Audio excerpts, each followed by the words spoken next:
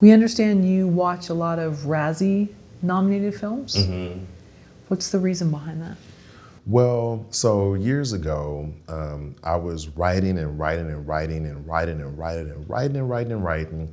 And one of my really good friends, she's a playwright also in New York, she says, "Do I see you writing all the time?" She's like, "But what have you read?" And I was like, "I don't read plays."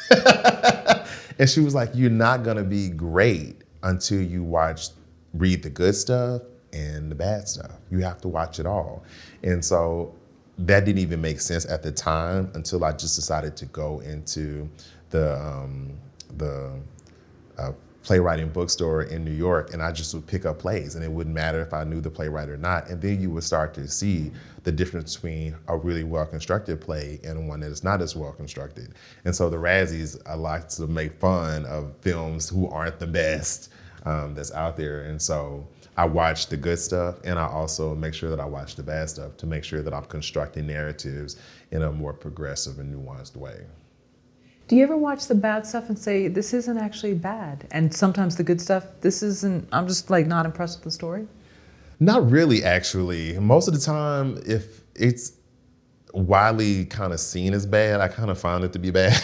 Okay, you see why, all right. And what I've recently started to do was, because the reality is, even to make a bad film takes an incredible amount of work. It really does. And so I don't necessarily go in now to judge work, but to rather glean whatever the artist is trying to get me to see from what they're trying to say. Whether they're successful at it or not, that's not really for me to judge like I used to judge in the past, but rather to just enjoy the experience for what it is. But I do find, like as you said, sometimes the movies that everybody just say are just so phenomenal and so good, it just doesn't resonate with me as much, because I think that in the approach to try to appeal to everyone, you appeal to no one, as opposed to trying to appeal to someone and allowing others to participate in that as well. So I think that's where kind of the difference probably is. And for your first film, you cast actors that you knew, is that right? Yes, so I knew Kim Brown. He was somebody that I knew. I did know the ladies, and I did know the other guy that was Peyton Houston. I didn't know them at the time, but I knew them. They were kind of swirling around from other people that I knew, and I knew, okay, I can only have 4 characters. I can only afford a couple people, a couple dollars a day, and that's what we did. So we did a very small 4-person cast, and they were pretty much in every scene of the entire movie. And what locations did you get? Like, I got the locations that I could get.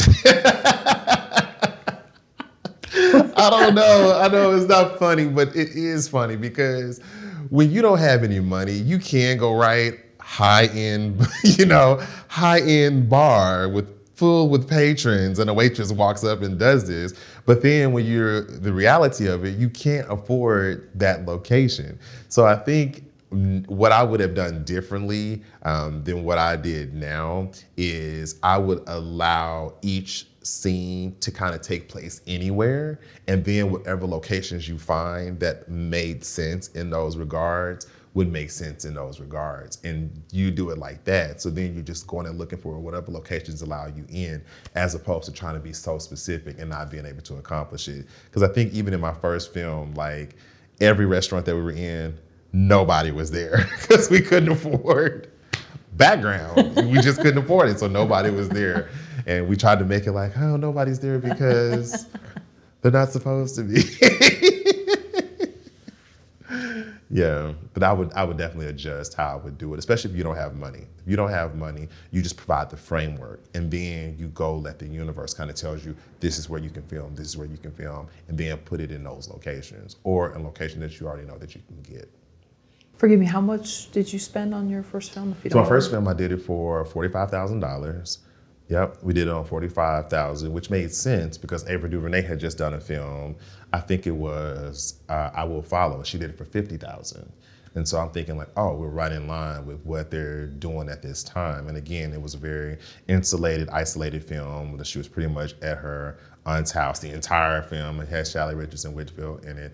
But Ava is like a master at being able to market and get her voice out there. we didn't have those same resources, and we were from Atlanta, so nobody really cared about our project. It's okay. And it was a feature, right? It was a feature. It was a little bit too long.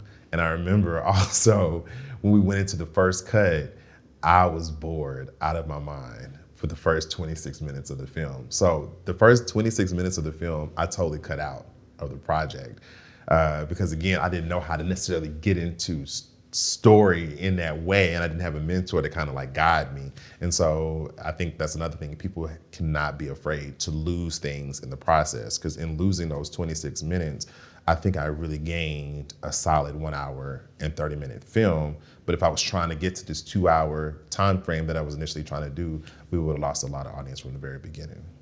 And you cut that in when you started editing it? Yes, I remember my first time watching it, and I was just like, this is not interesting. And even now, when I go back and I read that screenplay, I realize what I was doing in those first 26 minutes and why it wasn't interesting. And so now I approach stories with a little bit more vigor and heart from the very beginning, and I don't try to meander as much as I had initially done.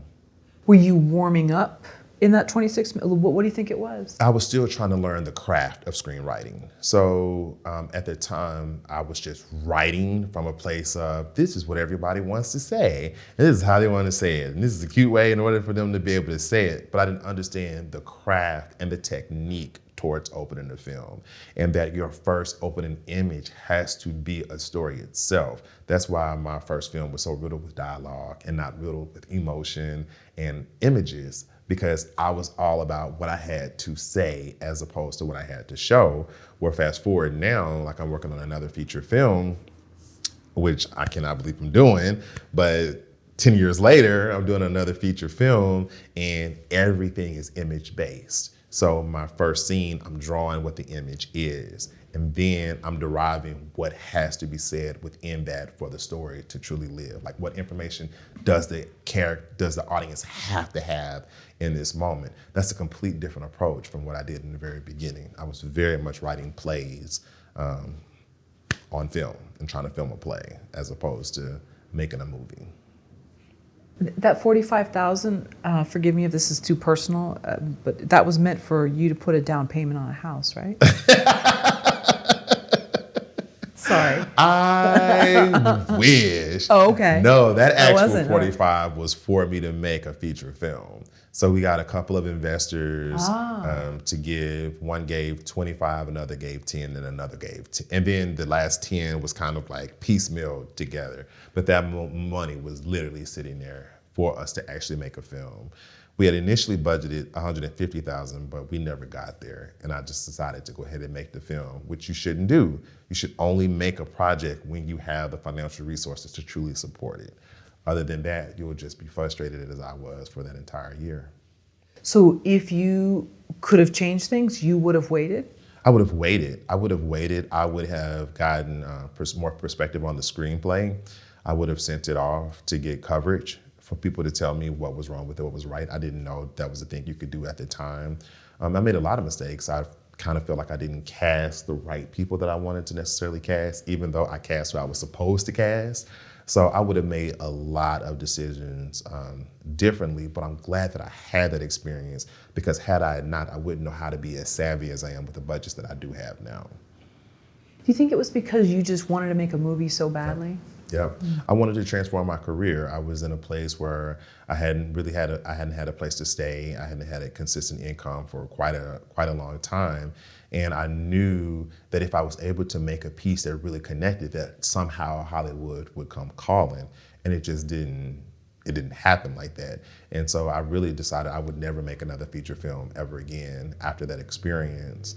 And even the experience of going through what I went through as far as distribution was concerned, and getting picked up in Redbox nationwide and getting a couple of dollars for it, even though the distributor made thousands.